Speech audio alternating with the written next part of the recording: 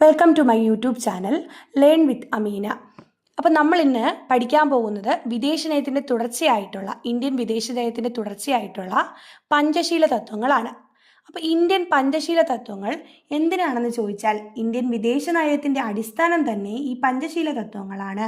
1954 Indian പ്രധാനമന്ത്രിയായ ജവഹർലാൽ നെഹ്റുവും Chinese പ്രധാനമന്ത്രിയായിട്ടുള്ള ചൗ എൻ ലായും ചേർന്നിട്ട് ഒപ്പുവെച്ചതാണ് ഈ പറയുന്ന പഞ്ചശീല തത്വങ്ങൾ. പഞ്ചമെന്താ?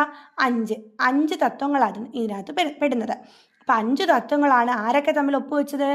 1954 ചൈനീസ് പ്രധാനമന്ത്രിയായിട്ടുള്ള ചൗ എൻ ലായും അന്നത്തെ ഇന്ത്യൻ പ്രധാനമന്ത്രിയായിട്ടുള്ള ജവഹർലാൽ നെഹ്റുവും തമ്മിൽ ഒപ്പുവെച്ചത്. ഏതൊക്കെയാണ് ആ കാര്യങ്ങളെന്ന് നോക്കാം. ഏതൊക്കെയാണ് തത്വങ്ങൾ? 1. രാജ്യങ്ങളുടെ അതിർത്തിയും പരമാധികാരവും പരസ്പരം അംഗീകരിക്കുക. അപ്പോൾ എന്തുവാണ് ഒന്നാമത്തത്? രാജ്യങ്ങളുടെ അതിർത്തിയും പരമാധികാരവും പരസ്പരം അംഗീകരിക്കുക. 2. പരസ്പരം ആക്രമിക്കാതിരിക്കുക. ആഭ്യന്തര കാര്യങ്ങളിൽ പരസ്പരം ഇടപെടാതിരിക്കുക. അപ്പം ആഭ്യന്തര കാര്യങ്ങളിൽ പരസ്പരം ഇടപെടരുത് എന്ന് 2 രാജ്യങ്ങളും തമ്മിൽ ഒപ്പുവെക്കുകയാണ്. സമത്വവും പരസ്പര സഹായവും പുലർത്തണം.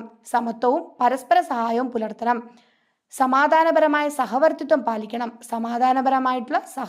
പാലിക്കുകയും വേണം.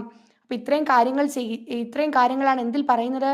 പഞ്ചശീല തത്വങ്ങളിൽ ഒപ്പുവെക്കുന്ന സമയത്ത് അതിൽ എഴുതിയിട്ടുണ്ടായിരുന്നത്.